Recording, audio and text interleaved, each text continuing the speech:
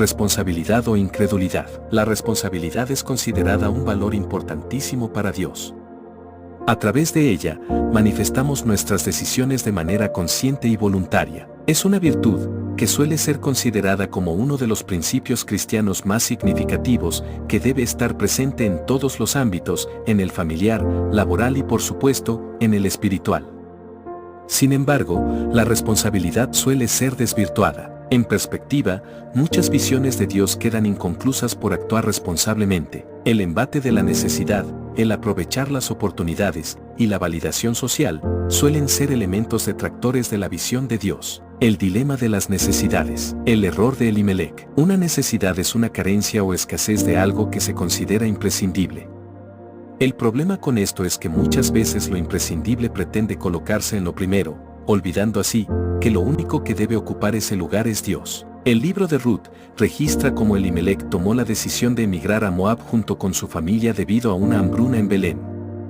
Motivado a las circunstancias difíciles, él decidió, en su propia prudencia, irse de su tierra natal para buscar sustento y seguridad para su familia. Sin embargo, la decisión de emigrar a Moab tuvo catastróficas consecuencias ya que era un impulso guiado por su visión humana y no por Dios. Elimelec murió en Moab, dejando a su esposa Noemí viuda con sus dos hijos, Mahlón y Quilión, quienes se casaron con mujeres moabitas, Ruth y Orfa.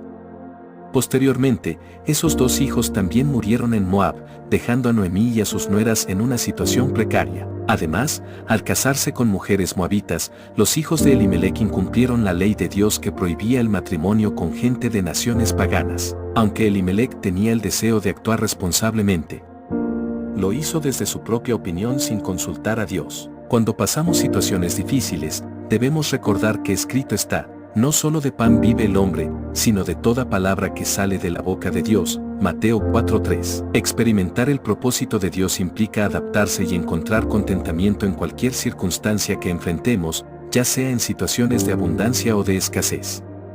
No debemos dejar que las necesidades nos impidan confiar plenamente en la visión de Dios. Actuar con responsabilidad es caminar con la certeza de que Él nos provee. Sé vivir humildemente y sé tener abundancia. En todo y por todo estoy enseñado, así para estar saciado como para tener hambre, así para tener abundancia como para padecer necesidad.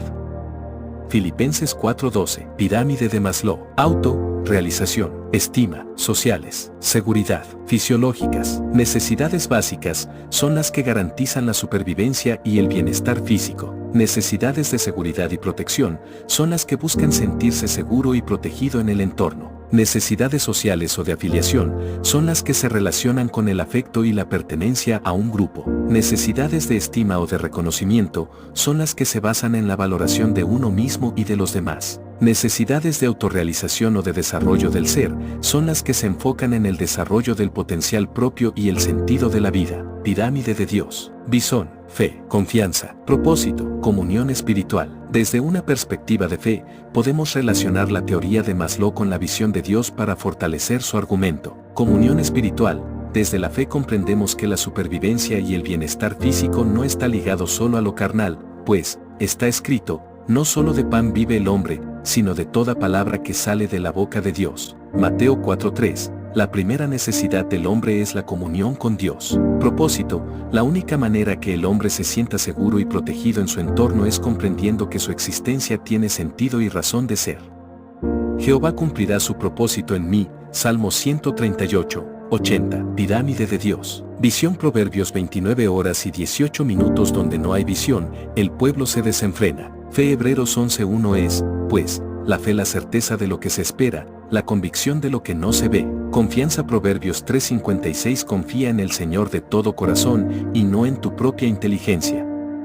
Reconócelo en todos tus caminos y Él allanará tus sendas. Propósito. Efesios 2:10. Porque somos hechura suya, creados en Cristo Jesús para buenas obras, las cuales Dios preparó de antemano para que anduviésemos en ellas. Comunión espiritual. Mateo 6:31-33. No os congojéis pues, diciendo: ¿qué comeremos, o qué beberemos, o con qué nos cubriremos?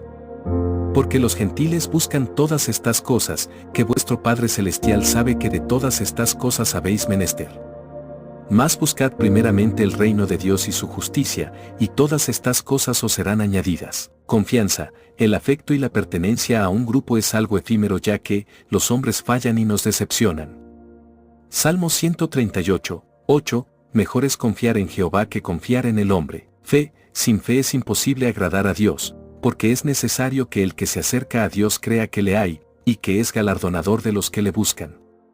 Hebreos 11:6. Visión. La Biblia nos enseña que el pueblo se desenfrena cuando se aparta de los mandamientos y principios de Dios. En Proverbios 29 horas y 18 minutos se dice, sin profecía el pueblo se desenfrena, mas el que guarda la ley es bienaventurado. Sin duda alguna, cuando se carece de dirección espiritual y no se siguen los preceptos de Dios, tendemos a actuar de manera desenfrenada y sin restricciones. Las consecuencias son el pecado, la violencia, la injusticia, la corrupción, la opresión, la idolatría, la inmoralidad, la rebeldía, la confusión, la desesperación y la muerte. Es importante buscar la dirección de Dios para nuestra vida, que nos revele su voluntad y su propósito. La visión de Dios nos da una perspectiva eterna y trascendente que nos ayuda a superar las dificultades y a alcanzar nuestro destino en Él.